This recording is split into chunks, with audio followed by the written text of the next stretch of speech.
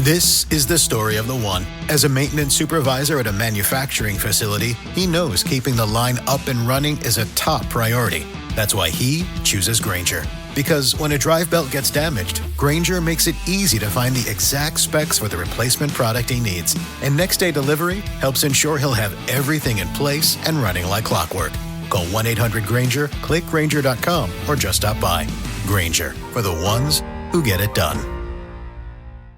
Trying to lose weight? It's time to try Hers. At forhers.com/4u, you can access affordable, doctor-trusted weight loss treatments tailored just for you. These include oral medication kits or compounded GLP-1 injections. Through Hers, pricing for oral medication kits start at just $69 a month for a 10-month plan when paid in full up front. No hidden fees, no membership fees. You shouldn't have to go out of your way to feel like yourself. Hers brings expert care straight to you with 100% online access to personalized treatment plans that put your goals first. Reach your weight loss goals with help through Hers. Get started at forhers.com/4u to access affordable, doctor-trusted weight loss plans. That's forhers.com/4u, forhers.com/4u. Paid for by Hims and Hers Health. Weight loss by Hers is not available everywhere. Compounded products are not FDA approved or verified for safety, effectiveness, or quality. Prescription required. Restrictions at forhers.com apply.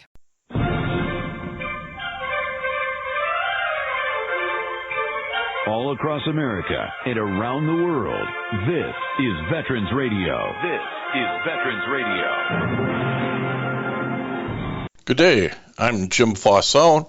I'm the officer of the deck today here on Veterans Radio, and thanks for joining us. We've got some interesting stories for you. We always want to remind you you can find more about Veterans Radio at its Facebook site or at the web, veteransradio.org, where we're on the web 24/7. You can find a lot of our podcasts there as well. And before we get started, we want to thank our sponsors. First up, we want to thank National Veteran Business Development Council, nvbdc.org.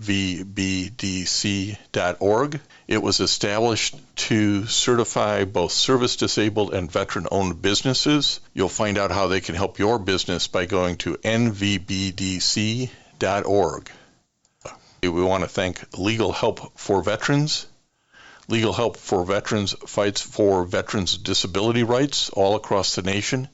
You can reach them at 800-693-4800 or on the web at legalhelpforveterans.com. And finally, PuroClean. PuroClean is the paramedics of property damage. It provides water damage remediation, flood water removal, fire and smoke damage remediation, mold removal, biohazard cleanup. It also has a focus on veteran franchisees. You can learn more about them by going to puroclean.com. We just want to remind you that Veterans Radio podcasts are available on all your favorite streaming platforms, including rss.com, Apple Podcasts, Spotify, YouTube Podcasts, iHeartRadio, and Rees Across America Radio. So wherever you are, you can find us. We were recently identified as in the 15th spot, if you will, of the top 100 veteran-centric podcasts by FeedSpot. So we're really pretty proud of being in the top 15. So listen in wherever you're at to veteransradio.org and its podcasts. We want to welcome to Veterans Radio today Herm Breuer. Herm is an Army veteran. He's going to tell us a fascinating story about his involvement with getting the Medal of Honor awarded. It was really an upgrade of an award for Ken David, who he met down in Trumbull County, Ohio. So, Herm, welcome to Veterans Radio. Thanks for having me, Jim. Well, this is a great opportunity to peel the curtain back a little bit and find out what really goes on to get somebody awarded the Medal of Honor. And then, interestingly, hey, what's it like at the White House? So, sure. But let's start here. Tell us a little bit about your service. Sure. So I'm an Army veteran. I was actually born during Vietnam, born July 28th, 1968. Ironically, the same day, one of my father's second cousins was killed in Vietnam. So I always had kind of this strange fascination with the war in Vietnam growing up. And so fast forward that to in school, I was going to join the Army, decided at the last minute to go to college instead. While I was in college, enlisted in the Pennsylvania Army National Guard. And while I was at boot camp, um, something happened called Operation Desert Shield. So unit that I was with at Fort Sill, because I was an artilleryman at the time. Um, all except for the National Guardsmen, those artillerymen in that cohort unit were destined to go to jump school and then 82nd Airborne Artillery. So they were headed straight to the desert from basically from boot camp and jump school. Um, and so I volunteered in that first round, and they didn't call me up. Got out of the Guard in 1996, re-enlisted in the Guard after September 11th, and same field artillery unit. Got called up to become military police in Iraq. While I was in Iraq, I was tasked to be personal security for Commanding General Ham and his staff in Mosul, Iraq. And I was wounded by a roadside bomb on March 24th, 2004. Came home from the deployment in 2005. I was returned to duty wounded, and came home from Iraq in 2005. When I returned to the workforce and went to apply to the VA for benefits, I was sent to the county veteran office, and lo and behold, the county veteran service officer there at the time was wounded in Vietnam, and he and I developed a friendship and asked me to come and work in the office, and I did that, and I never looked back. So that started my life as a veteran advocate in And you 2000. spent 19 years, I think I read, Yep, as a veteran service officer for Trumbull County. that's right. Yep. And what an opportunity that is. You know, you meet people with all types of service, from, retired with 30 years of service all the way down to the ones who didn't quite fit the bill. So, but yeah, so was able to hear in my early years of being a county veteran service officer some fantastic World War II stories. Um, and I mean, from every type of service, some just great stories over the years. And one of the very first stories that I can share with you before we get into the story of Ken, because it kind of segues into that. Um, so uh, I went to a nursing home in the area and spoke with some World War II, maybe a Korean War veteran splashed in there, but it was a room, just a small room, and there was maybe 10 or 15 individuals in the room. And one of the gentlemen that was standing, and he was in pretty good shape at the time. He was a POW in Germany, and I knew him and had a rapport with him. And I said, just off the top of my head, I said, did there happen to be any other POWs here in the room? And out of this small room, I didn't expect anybody to raise their hand. This little gentleman raised his hand in a wheelchair and said he was a Bataan Death March survivor. I really was shocked because wasn't familiar with him, nor was the other POW that was in the room. So this individual and I started to talk, and we had a long talk and found out that he not only was he a Bataan Death March survivor, but he also escaped from his Japanese captors and lived in the jungles in the Philippines for an additional 4 years. Um, and and he was getting 10% disability from the VA, of course. Oh boy, oh And, boy, oh boy. and he said all he wanted to be able to do was to be able to get his depends from the VA, and he wasn't able to do that. I said, well, I think I can do a little bit more for you than that. And lo and behold, he was able to share with us his entire story. Um, I utilized some of the contacts that I had from my time since I was awarded the Purple Heart by General Ham himself. I contacted the general's office. He was USAROR commander at the time. He put me in touch with his G3, and we were able to get a Bronze Star medal for this individual. And just based upon his service, not a lot of research was required.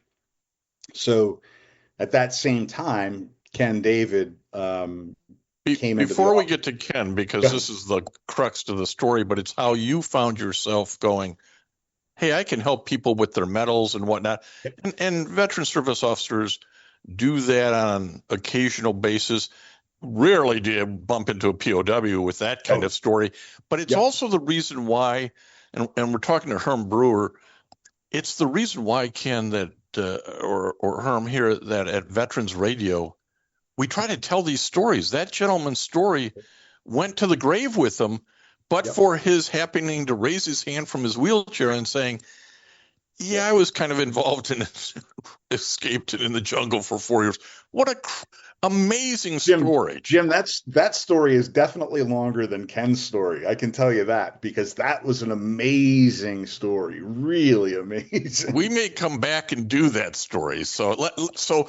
I'll just tease you with one. Through the 4 years that he was there, and he documented everything when he came home in 1945, and the newspaper printed it. But one of the founders of modern day special forces was in the jungle at the time, and he was assembling the Americans that had scattered into the jungles, and these guys came across him. So we're gonna catch Herm back. There's a great story here we're gonna tell, so we don't lose it to history. Yeah. But it's that experience and your involvement with the local Disabled American Veterans Post that sort of brought somebody to you who said, you got to listen to this Ken David guy's story. Yep. See what you think. Tell us how that happened. Yeah. So, and I was familiar with Ken before, they brought the case into my office. He actually was working with my predecessor was still there at the time. But really nobody had a lot of background in real roll up your sleeves medals and upgrades and things of that nature, because the nature of the county veteran service officer business is hyper focused on VA disability. We can dabble in some of those things. I can send off a request for records, I can do this and I can do that, but as far as actually a real responsibility, the county veteran service officer, technically that's not it's in their wheelhouse, but it's not in their wheelhouse. It's one of the things we're trying to work to change anyway. So that kind of was what precipitated someone to refer him to me, was that Bronze Star medal, because somebody saw that I went and did a little bit more than just the average person by making some contacts of people that I was networked with, just to see what was possible. So I knew that there were previous attempts, and I had heard, hey, you got the Distinguished Service Cross, second highest in recognition. And so Ken and another one of his compadres came in, and they kind of told me their story of, hey, we think it's not right that Ken didn't get the Medal of Honor, so on and so forth. And being in that veteran advocate role, there were plenty of people that would come to me with their stories about why they deserved more than what they got, and so forth. So, as an advocate, you've got to have a little bit of a degree of skepticism, but then also you've got to keep your ears open for the story. And so that's what I did. And I listened to the story and listened to the questions that they had, because I think, and I think Ken may have alluded to it, but the medic who was on the scene that day was originally awarded the Congressional Medal of Honor. And that was kind of what caused Ken and his buddies to have some questions as to how that happened, but Ken didn't. So that was really what was brought to me and kind of dumped on my desk. And so I went back through my original contacts through General Ham and said, hey, thanks for helping with the Bronze Star medal. Let me give you a little background of this Thanks for story. picking up the phone. I got another one for you, and it's a lot harder. Right. And that's exactly what they told me. They said, whatever the circumstances surrounding the Medic's Medal of Honor, you can never, you know, uh, do anything in that would negatively impact the story of the medic. And I understood that. It's not that we're going to say, hey, this guy deserved it and that guy didn't. Because at that point, the medic had been deceased for 15 years. Unfortunately, took his own life, I believe, in 1993. So I had the conversations with them. Okay, what would it require? So on and so forth. Um, and the general that I was working with, his name was Larry Gottardi. So Larry was the USOR G3 at the time. So Larry actually forwarded Ken's information through me to the Adjutant General of the Army at that time, which was General Pete Muschin. Um, so it went through General Muschin's office. They said, yeah, it sounds like there may be something here, and here is, what you'll need. And so that was it's like about a 2.5 page list of documented evidence, statements, and so forth. Um, so I can tell you that what Ken had as far as evidence at that time, Ken had the daily staff journals, which was extremely helpful. It included, the medevac reports showing who was on which bird. He had the unit manning roster that showed everybody's unit line number. Um, so he had a lot of the the specific information about who, what, when, and where. Didn't have a lot that was going to fill in the blanks. Um, there were a ton of letters from people from the community and legislators about Ken's a nice guy and we think he needs the Medal of Honor. And That yeah, just doesn't cut it. it does. People feel good doing that, but there is a very rigorous process here Oh my with gosh. specific evidence that's needed. And let's remember, this is activity that occurred in May of 1970 in Vietnam. And Right. what year is it now that you've picked this up and said, okay, let me see if I can help? At this point, as I'm starting to get into it and peel the onion back, it's 2010. 2009 was like the first like email off to see if this was something I could look into. So Uh, we're 40 years later, yeah. and you need the his commanding officer to sign an affidavit. There's all kinds of that 2 page, list they sent you is very specific about what you need and whether those guys are alive or not 40 years later. Yep. And that's the thing that is really interesting when you read literally he had this one of those like Rubbermaid containers with all of the letters and oh, Ken's a nice guy, just like we're saying. And the really the thing is that when you would talk to anybody that would maybe put one of those letters together, or you talk, he deserves this, but who's gonna do that? Who's gonna do the work that's on that 2 page list? No, nobody's going to do that work for you. And there is no one in an agency that's required to put that together for you. The only people that were required to do that are your chain of command while you're still in uniform, right? So, and at this point, we are 40 years down the road. But just like you're talking about, yeah, if we go back through the chain of command, which I did, but if we have to go back through somebody's chain of command, if it's maybe 3 years after the fact, maybe you might be able to, Google some people and so forth. But we're talking about something that happened in 1970 where, the average age of the combat's foot soldier, we know, was 19. The average age of their first line leaders was probably less than 25. Those guys are now obviously going to be closer to 80 years old. And then when we get into, company commanders, battalion commanders, brigade commanders, those individuals at that point are going to be in their 90s and greater than that. So the ability to kind of track down a lot of that stuff or to say who's going to do that. Because I do that once a month when I sit in a veterans organization meeting and the guy in the very back row says, I think we should do this. And you think, well, that's interesting that you've got that great idea to do that. So I think you're volunteering to do that because Isn't that always the case? Yeah, you need to go beyond talk. Let's see action. Yeah, exactly. Yeah. So, and that was the case for Ken, was that there were plenty of people that said, "Oh, I'm going to put in a good word for you, and I'm going to do this," and that process there, because I jumped in 2009. There were people that started putting nice letters together in like 1998.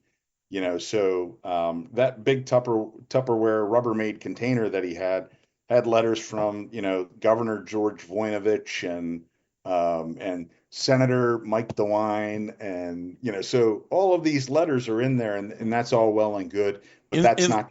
Let me again put some time frame on this. This is 40 years later or more. Mm-hmm. Yep. You're working on it from 2010 on. Yep.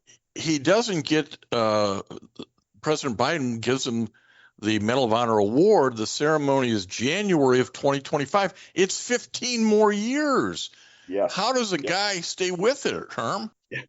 So we started to put together some requests in maybe about 2012, just gathering evidence, trying to understand the process, looking for any avenue that I can. And what we found was that there was a really important document that was missing in Ken's file, and that was the original DA 638. And so the DA 638 is an Army request for an award. And the easiest way to explain this, because even since this has happened, that Ken did receive the upgrade, I still have people contacting me. Well, I think this is that, and there's no way that anyone can receive an upgraded medal unless you can understand what the circumstances were that got them the award that they got. That's the reason that the DA 638 is required in the Medal of Honor upgrade, because there's no way for them to look at the new DA 638 versus the old DA 638. So that was the showstopper for a long time for us. We went around and around. We tried contacts at the Richard Nixon Library in California. We tried contacts at the 101st Airborne Historian. We thought maybe it was a unit record that, maybe we were missing. And those requests, keep in mind, you put in a request to an agency like that, you're talking, well, maybe you'll hear back in about 8 months. And maybe they lost it, and certainly personnel has rotated. Oh, yes. Yep. And that happened quite often. So we did put in some requests before we got the 638.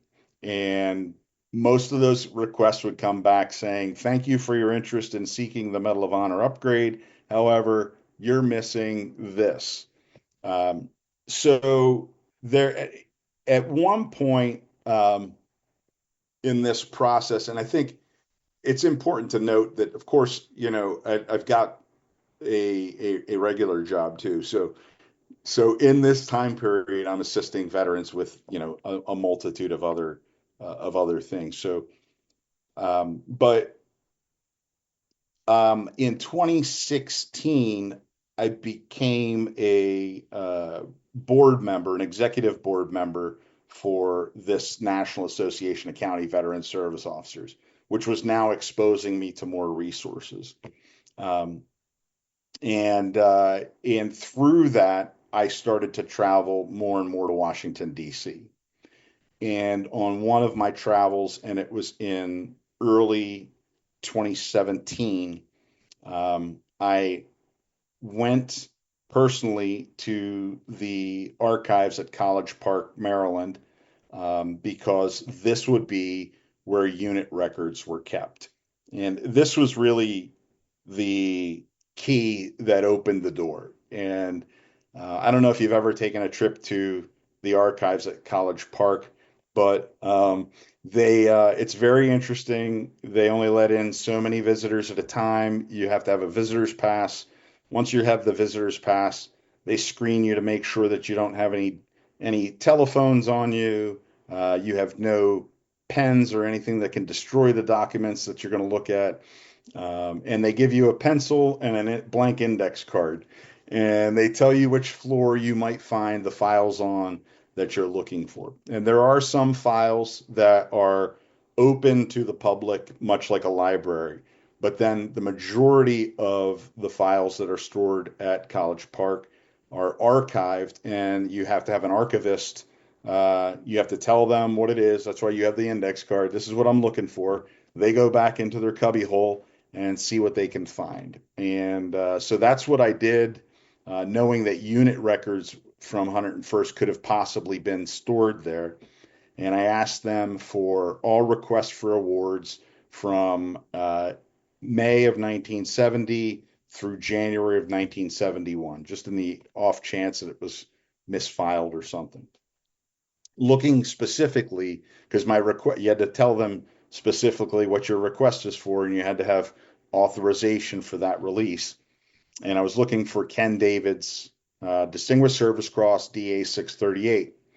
And unfortunately, they came back and they said, no, they didn't have his original DA 638. So I said, okay. I thought about it for a minute before I told them thank you and turned around and left. And I said, is there a chance that you can tell me if you have the Medal of Honor packet for Kenneth Case? And they said, I can that tell being you. the medic on the same day in the same firefight against, I think I read it's about 300 enemy fighters had zeroed in on Company D's position, which had 50 or 60 soldiers, and he was a medic for that. Absolutely, yep.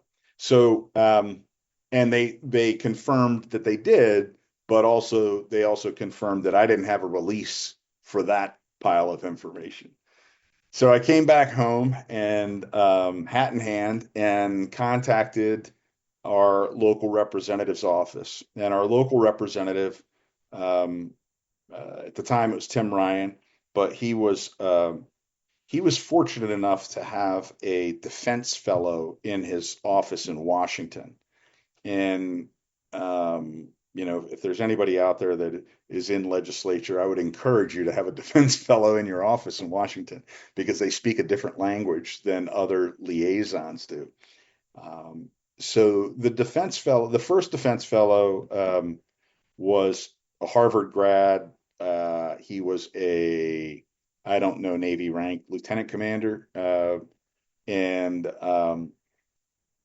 so he was able to kind of help me a little bit and help me to understand, okay, Herm, here's kind of what is being requested from the Army Awards branch. Let's go through and take a look at your evidence. And fortunately, those fellows are only assigned to those offices for a period of time.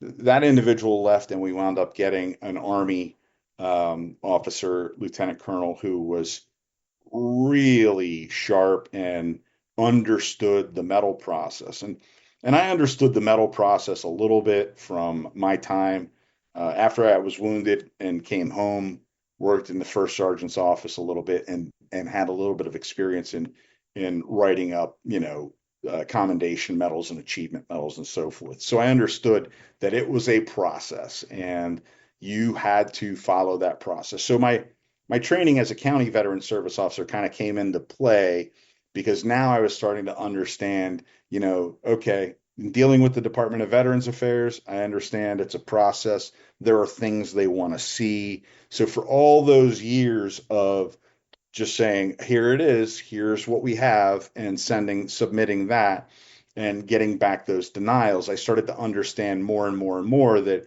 unless I hit every one of those bullets, they're not even going to look at this packet. And that's what was happening. Particularly true at awards and deck. I mean, they are very particular. And I want to back up because without some sort of congressional, if you will, professional help, this wouldn't have been done. And again, we'll remind folks, this is a Congressional Medal of Honor, although awarded by the president.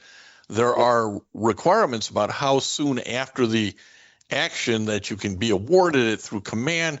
So 40 some years later, you're going to need an act of Congress to open back up the time frame to allow Ken to get the award based on what the Army says and what the president says, correct?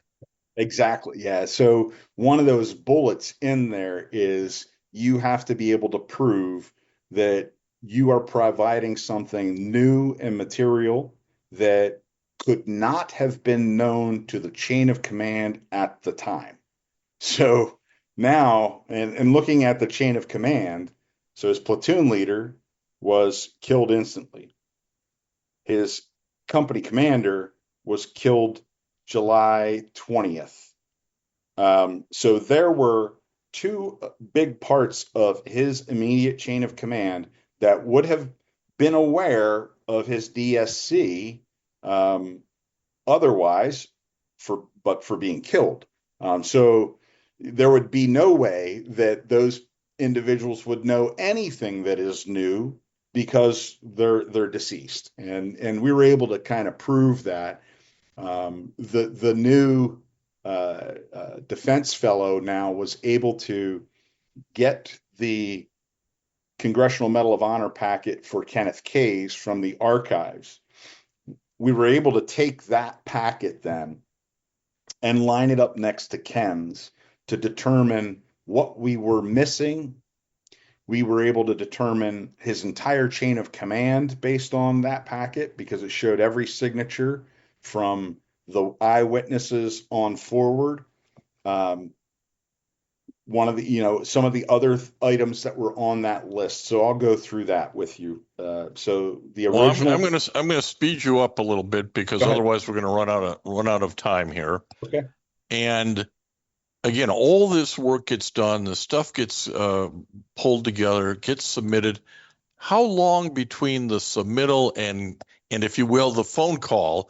Because what typically happens is the Army starts making calls to, in this instance, Ken, saying, we want to ask you about this. And at some point, those phone calls change from just informational to something's coming. What are we talking time-wise? Because as I say, you worked on this for 15 years. Yeah. So the final completed packet, I want to say it was 2019 that it was submitted. And from the time that the final packet was submitted, I had a face-to-face, Zoom call with the Adjutant General of the Army in 2020 with our congressional representative, and just to try and determine what the status was. It had been with them for over a year at that point. We were able to lock down that the board, which is comprised of a couple officers at the very front gate, the board was able to give it and I forget their language, but it's something like they didn't say no. Okay, so they didn't say no. They didn't say yes, but they didn't say no. It's a partial win. Right, which means it moves forward. So it moved to the Secretary of the Army's office sometime around, 2021. It moved to the Secretary of the Army's office.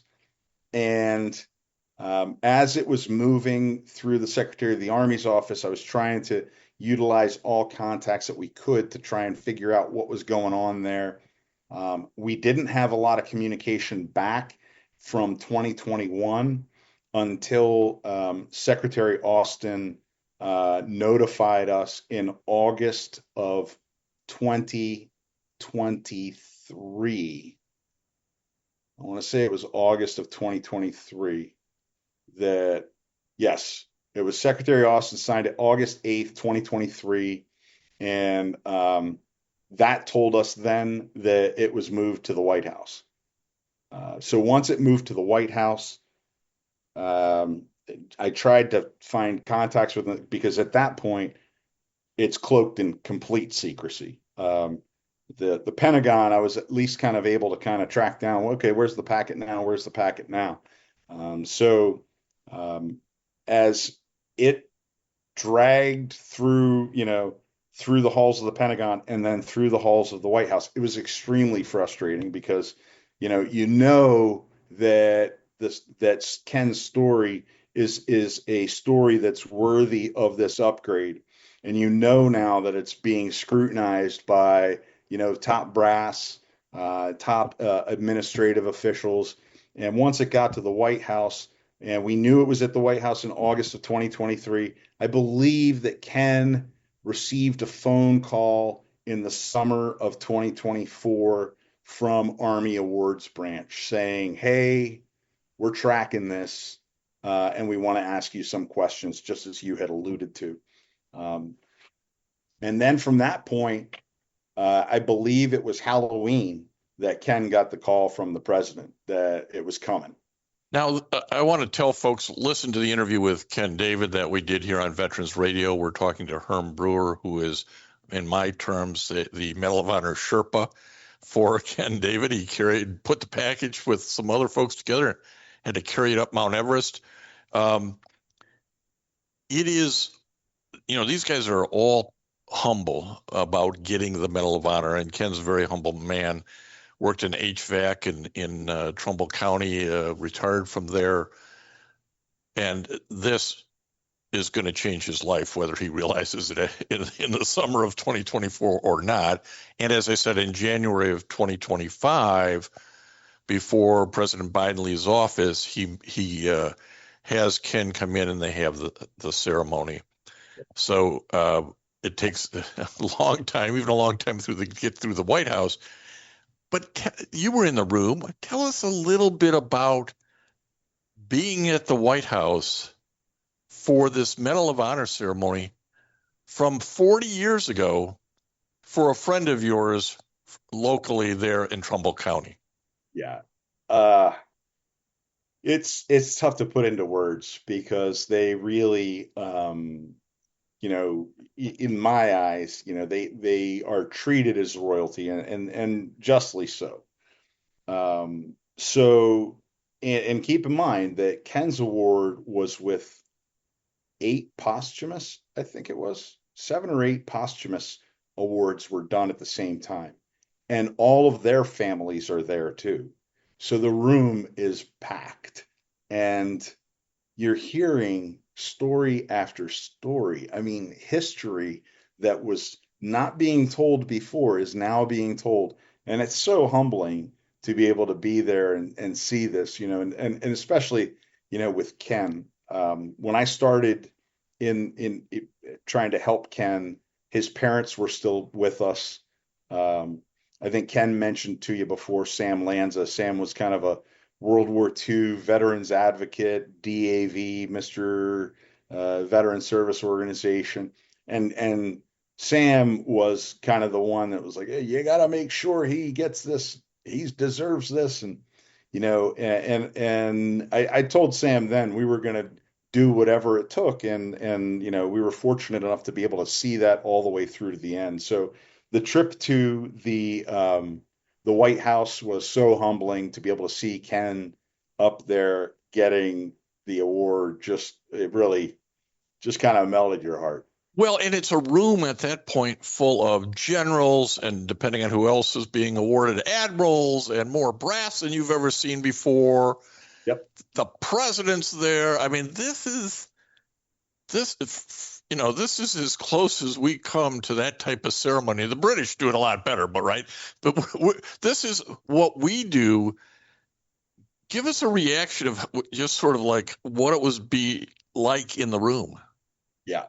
I mean, you could have heard it. I mean, you could have literally heard a pin drop, because there are brass, like you said, brass everywhere, and not just the brass that are up front, the generals that are up front. It essentially the halls are lined with like majors and colonels directing you where to go.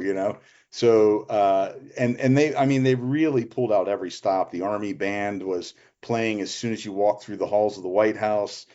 We were able to then After the ceremony was over, we were able to kind of socialize with some of the brass and the other families as well.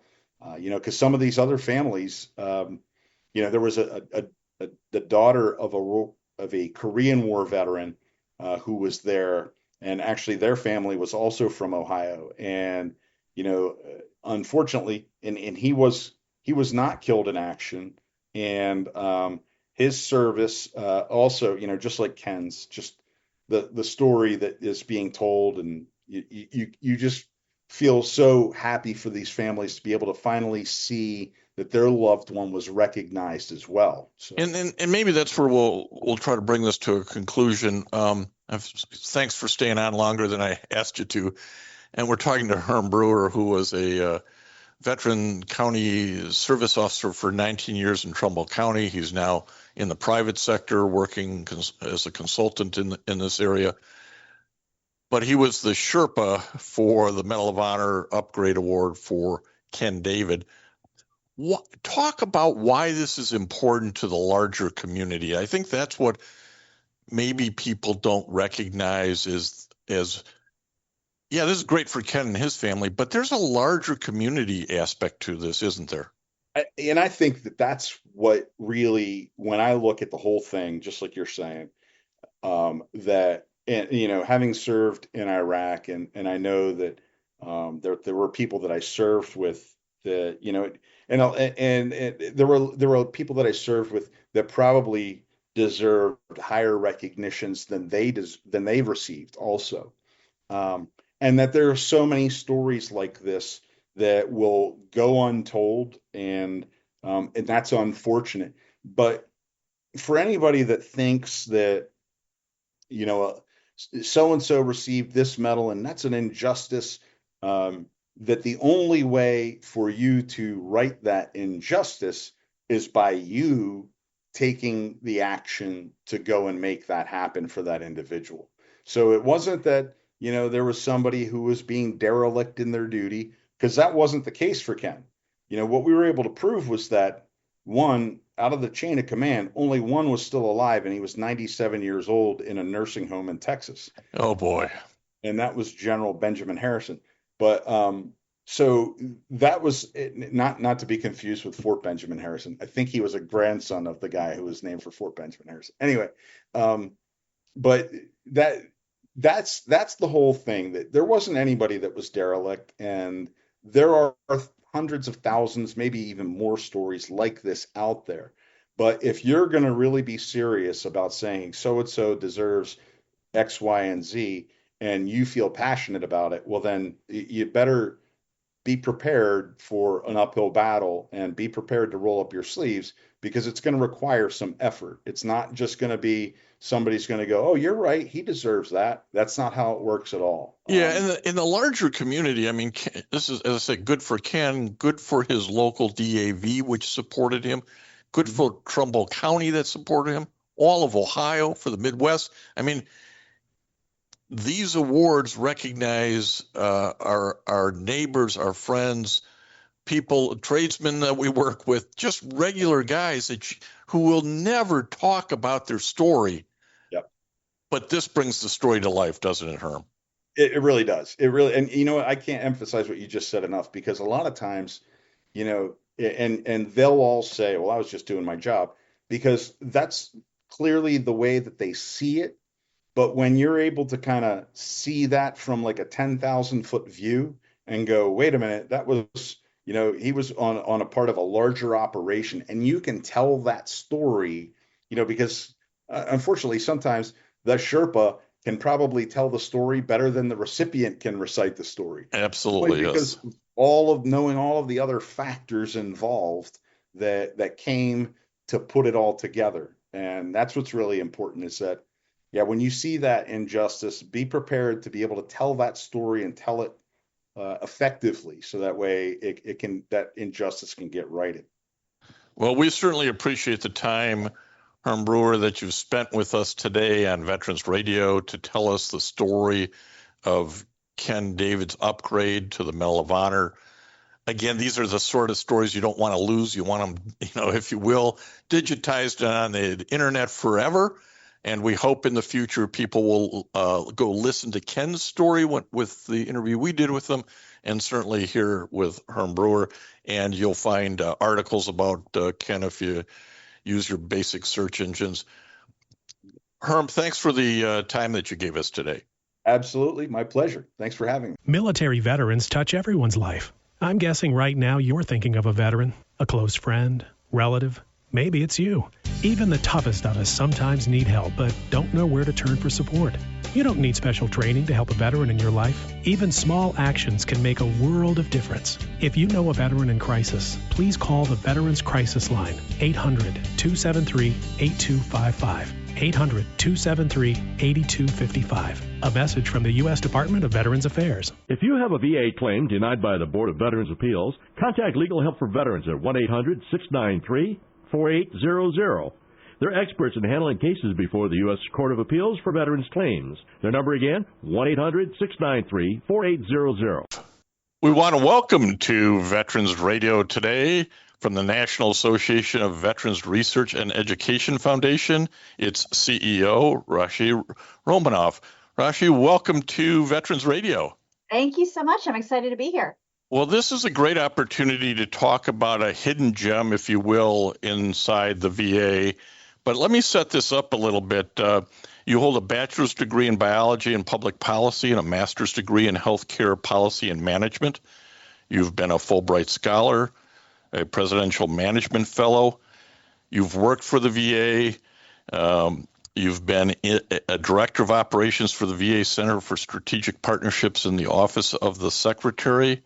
When you left there in 2017, you went to work for American Health Insurance Plans.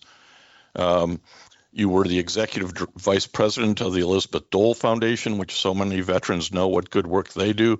You've had a career focused on healthcare and veterans affairs. So this is sort of being CEO of NAVREF is sort of the perfect job.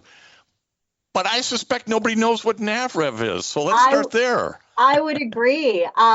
We're absolutely, it's in so many ways, it's a perfect job. And I love what we do. So NAVREF is what I often say is one of the best kept secrets of the VA. We are a membership association, and we represent the congressionally authorized nonprofit infrastructure that the VA uses to advance veterans research.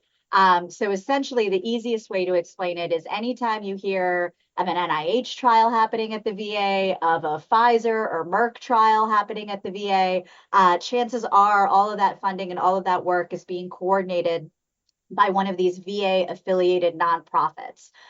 It's an infrastructure that's been around for more than 30 years. It was, Congress and VA came together and in the late 80s really innovated this whole design of how the VA could work more effectively with the private sector. Because essentially, if tomorrow one of these pharmaceutical companies creates a cure for cancer, we want to make sure that veterans can be first in line to access that. And without these nonprofits and this infrastructure, there would really not be a way for veterans to be able to access these life-saving drugs. So we love representing this space. I think this public-private partnership space and ways to connect, cutting edge, emerging healthcare innovations, therapeutics, new drugs, being able to connect all that to the VA and the federal government is a really, really exciting place, especially right now. And so NAVREF sort of sits right in between that ecosystem and tries to make all of this easier. Well, it is important right now in particular because VA just celebrated its 100 years of medical research that's really focused on veteran-related issues. That's kind of a milestone not many people can point to, is it? Absolutely. So, and it's not uncommon. Sometimes when we talk to people, there's a little bit of, wait, VA does research? And you're like, yes, not only does it do research, but it has this rich tradition and rich history of doing research that's not only benefited veterans, but has really advanced American public health for all Americans and all citizens of the world. the VA research program, as you rightly noted, it turned 100 years old. My joke that I often say is that it doesn't look a year past 97, but it turned 100 years old this year. And so we spent a lot of time really raising and celebrating all of the amazing achievements that the VA has celebrated in this last century. So, things like the pacemaker, the nicotine patch, they did the first successful liver transplant. So many examples of how the VA has really been on the precipice and cutting edge of research and new drugs and new therapeutics. But more recently, these aren't all just things from like the 60s and 70s. More recently, things like psychedelics research, which is in the news a lot. VA is pioneering the work that's happening there. Recently, there was a really great news article about VA researchers actually doing the early work to isolate GLP-1s that are used in things like Ozempic and Wegovy. So when you think about, all of the achievements that the VA has done over the last 100 years, and then you start to contextualize that in terms of what the next 100 years could look like, especially when you think of how much data the VA has. And the future of healthcare is really going to be around how we're using data effectively to empower local physicians and local decision making, and really be able to better predict disease. And I cannot think of a system that is better poised to lead on this than the VA, which is the largest integrated healthcare system. It's that piece of it in particular is particularly fascinating in that you have this huge population that the VA's got data on. Now it's mostly men, but that's changing over time. But the million veteran push, hey, we want all this data so we can ultimately more personalized treatment by segmenting it more clearly than just male, female, old, young. I mean, it really has a unique data set. As computers get better, AI gets better, researchers get better. It's got to be a treasure trove for researchers. Absolutely. It's over 9 million enrollees in the VA healthcare system. You mentioned the Million Veteran Program, which is the world's largest and most diverse genetic biobank, again, in the entire world. And to say nothing of the fact that, one thing that I think makes the VA so unique, the ability to do longitudinal studies at the VA. Now, wait. Explain what longitudinal studies for those of us who did not get a Fulbright scholarship.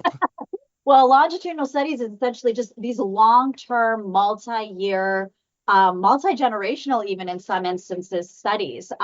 When we think about things like traumatic brain injury or a toxic exposure or cancer or Alzheimer's, dementia, things that progress and change over time, the VA holds on to patients for years, if not decades. Now, people's interactions and sort of level of engagement with the VA might change over time, right? When they're working, they might only go to the VA for certain kinds of appointments, and maybe they go to a civilian or their, employer insurance provider for different things.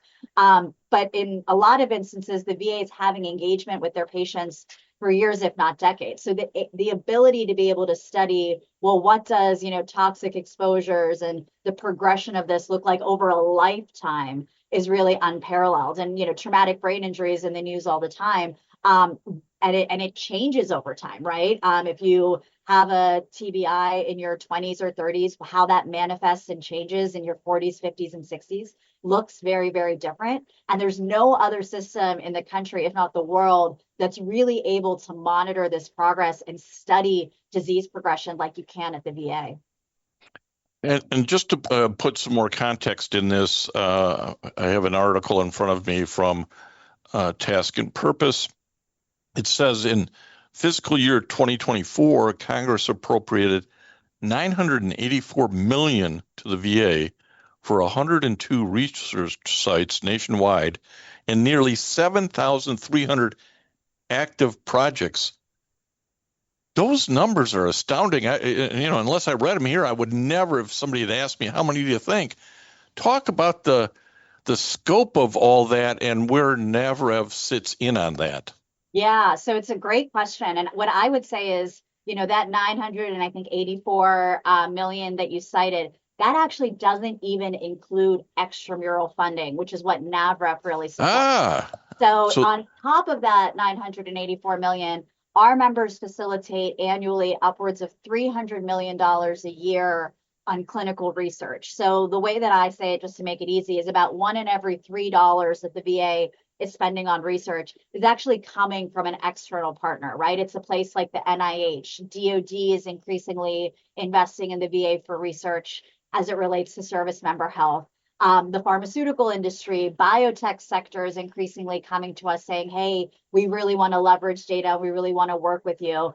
State and local governments, philanthropy. So places like the Prostate Cancer Foundation made a historic $50 million investment into VA research over the last few years. And so, you're right. I think it's when people often say, like, so tell me what's going on in VA research, I say it's my most favorite and hardest question to get, because it's almost easier to say what's not happening in VA research, right? There's just so many opportunities and fields of study. Now, what I will say, what the VA has done, I think, over the last, 5 to 10 years is really making sure that they're focused in on those issues that are most impacting veteran populations. And so VA's Office of Research and Development has really taken on an enterprise optimization plan where they're really ensuring that those resources are going to the areas where we know veterans are really struggling, right? Areas like mental health, behavioral health, suicide prevention, traumatic brain injury, PTSD, cancer, aging, dementia. So it's really, really fascinating to be able to take a step back and look at what's possible. And then I think, from the perspective of NAVREF, because we sort of sit in this bridge with the public and private sector, where does it make sense for the private sector to really leverage the VA for the testing of new drugs? So like cancer is perhaps, the oncology program is perhaps the biggest area of interest, right? Because we know that veterans have a higher incidence and prevalence of cancer, either as a result of their military service or as a result of other factors. So places, it's a great place to come and study things like lung cancer, prostate cancer. We have such higher rates of that, unfortunately, within the veteran population. And so oftentimes you have a lot of interest from the, manufacturers and the drug developers of those cures and of those life-saving interventions to really want to, come to the VA and figure out how can we design these interventions to really best serve the veteran community. I hope you found this interesting. Both of these are kind of backstories, right? The backstory of the Medal of Honor, the backstory about the importance of VA research. So we really think this is something that, we're kind of unique at Veterans Radio of bringing you the stories you're not going to hear anywhere else. It's a pleasure to do it.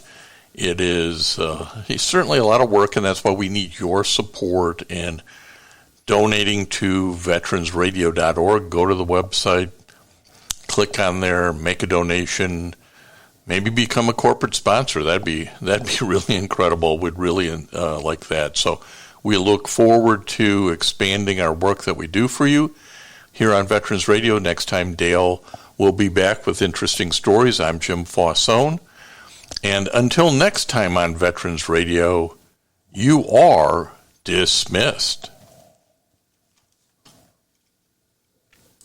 Shop the Sherwin-Williams Super Sale and get 40% off paints and stains September 19th through the 24th. With prices starting at $29.39, it's the perfect time to transform your space with color. Whether you're looking to revamp your interior or exterior, we have you covered with bold hues, soothing neutrals, and everything in between. Visit your neighborhood Sherwin-Williams store or shop the sale online. Delivery available on qualifying orders. Click the banner to learn more. Retail sales only. Some exclusions apply. See store for details.